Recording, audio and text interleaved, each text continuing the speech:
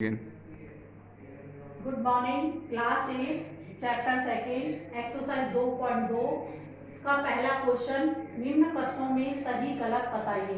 अतः इसमें हमें बताना है कौन सा कथन सही है और कौन सा कथन गलत है। प्रत्येक सम संख्या का घन सम होता है, ये कथन सत्य है। क्यों? क्योंकि एग्जाम्पल लेकर अगर हम देखते हैं, जैसे दो दो एक आपके पास कौन सी संख्या है? सम संख्या। जब दो का हम घन करते हैं तो हमें प्राप्त होने वाली संख्या 8 है, अर्थात हमें घन सम प्राप्त होता है, इसलिए ये हमारा कथन सत्य है।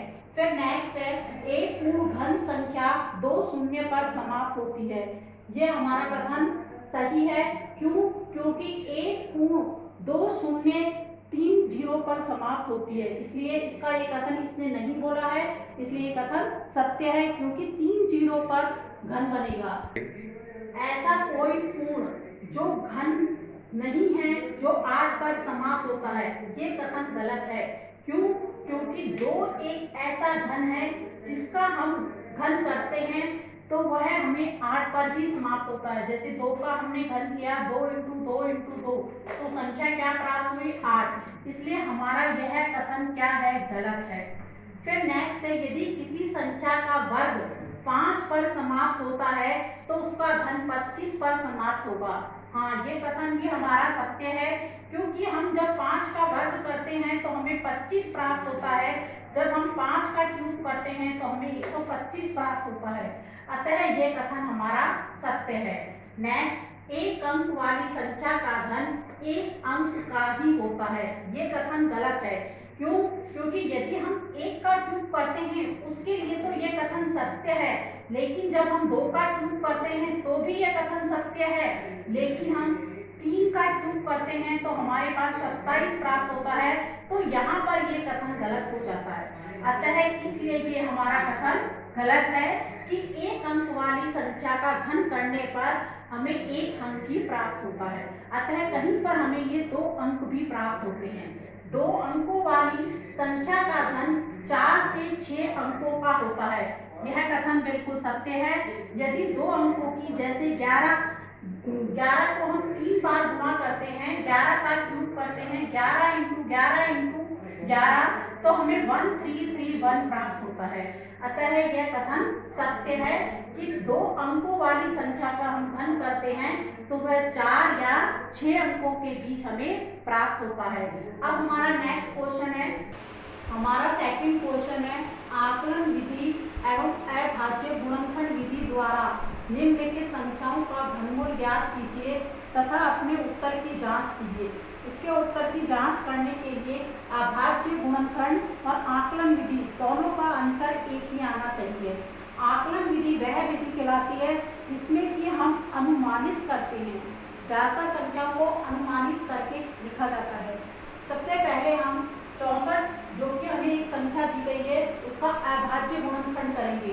अभाज्य गुणनखंड करने से हमें आंसर जल्दी सही चेक हो जाता है कि क्या आंसर आएगा इसका। दो, जैसे पीछे हमने देखा इकाई यानी 4 है तो इसका भाग 2 में जाएगा, 2 या 6, 2 गुना 4, फिर 2 एकम 2, 2 छिंग 12, फिर 2 अट्ठे 16, 2 चौक 8, 2 गुना 4, 2 एकम 2। अब ये हमारी कौन सी विधि थी? अभाज्य गुणनखंड विधि। यहाँ पे हम लिख देंगे यह अभाज्य गुणनखंड। नेक्स्ट विधि हमें किसी भी विधि संख्या 64 का हमें आकलन विधि के द्वारा घनमूल ज्ञात करना है। यहाँ हम लिख देंगे आकलन विधि। आकलन विधि, आकलन विधि संख्या बराबर 64। इसमें हम दाईं ओर से 3 का समूह बनाते हैं। क्यों? क्योंकि हमें घनमूल ज्ञात करना है, इसलिए हम देख रहे हैं इसमें हमारे पास 2 ही अंक है तो हम यहाँ पर 0 लगा सकते हैं 3 अंक का बनाने के लिए। अब हम पहला चरण लिखेंगे जिसमें दाईं ओर से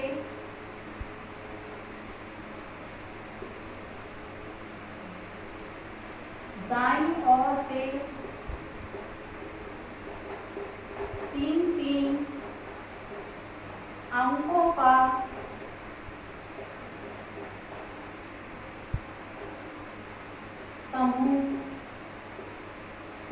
बनाएंगे।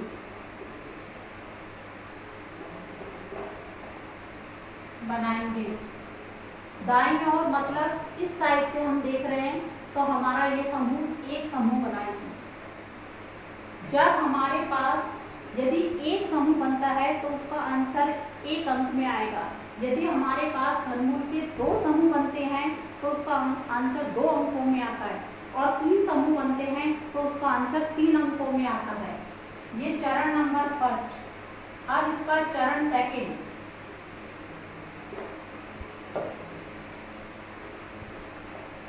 इसमें 64 का इकाई अंक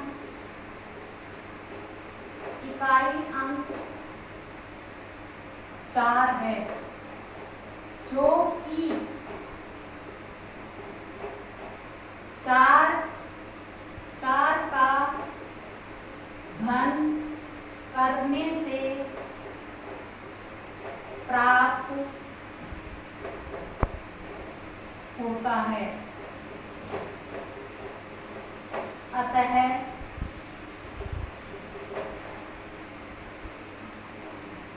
64 का घनमूल 4 होगा। यहाँ पर इसका 64 का इकाई अंक कितना है? 4। जैसे कि हमने पहले करा था, ये हमें याद होनी चाहिए। 1 का घन कितना है? 1। 2 का घन कितना है? 8। 3 का घन कितना है? 27। 4 का घन कितना है हमारे पास? 64। 64 देखो इसमें इकाई अंक 4 आ रहा है, तो इसका इकाई अंक भी क्या है? 4। अतः 64 का इकाई अंक 4 है, जो कि 4 का घन करने से प्राप्त होता है। इसलिए 64 का घन कितना होगा? घनमूल कितना होगा? 4। ऐसे ही 5 का 125, 6 का क्यूब करने पर 216, और 7 का क्यूब करने से 343, 8 का क्यूब करने से 512, 9 का क्यूब करने से 729, और 10 का क्यूब करने से 1000 प्राप्त होता है। अतः इसमें हम जब समूह बनाते हैं तो इनका इकाई अंक देखते हैं।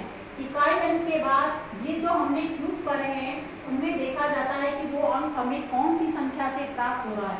हमने देखा कि 4 का क्यूब करने पर हमें इकाई अंक 4 प्राप्त हुआ है।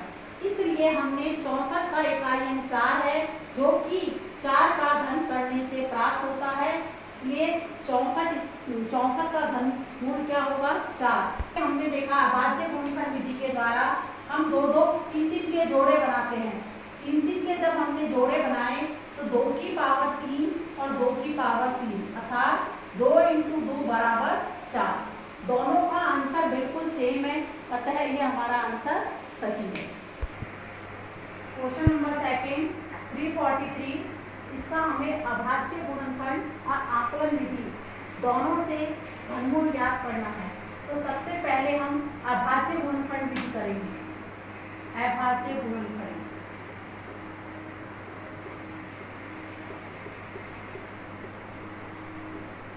जैसे 343 हमें मालूम है इसके पीछे क्या आ रहा है? 3, पर यह 3 से नहीं जा रहा है पूरा भाग, इसलिए इसका भाग हम किसमें करेंगे? 7 में करेंगे।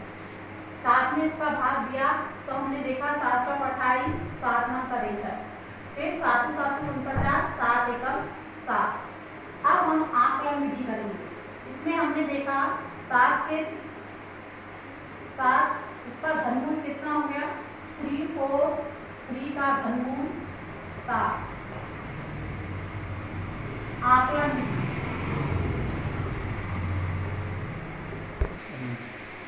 विधि, आकलन विधि संख्या है हमारी 343।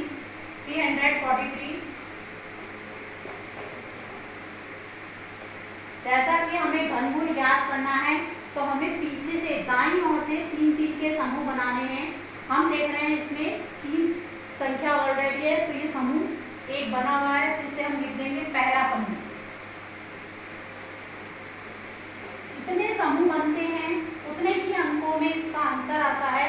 एक समूह बना है तो इसका आंसर 1 अंकों में आएगा। यदि इसके 2 समूह बनते हैं तो उसका आंसर 2 अंकों में आता है, और 3 समूह बनते हैं तो इसका आंसर 3 समूह में आता है। पहला चरण,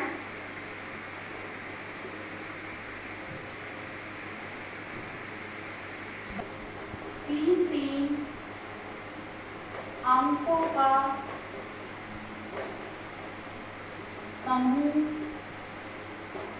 बनाएंगे।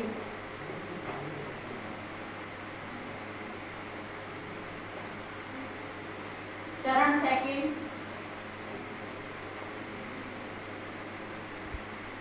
3 4 3 इसका इकाई अंक 3 है, जो कि 7 का घन करने से प्राप्त होता है।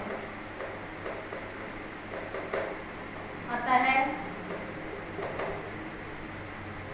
3 4 3 संख्या का घनमूल 7 होगा। 3 4 3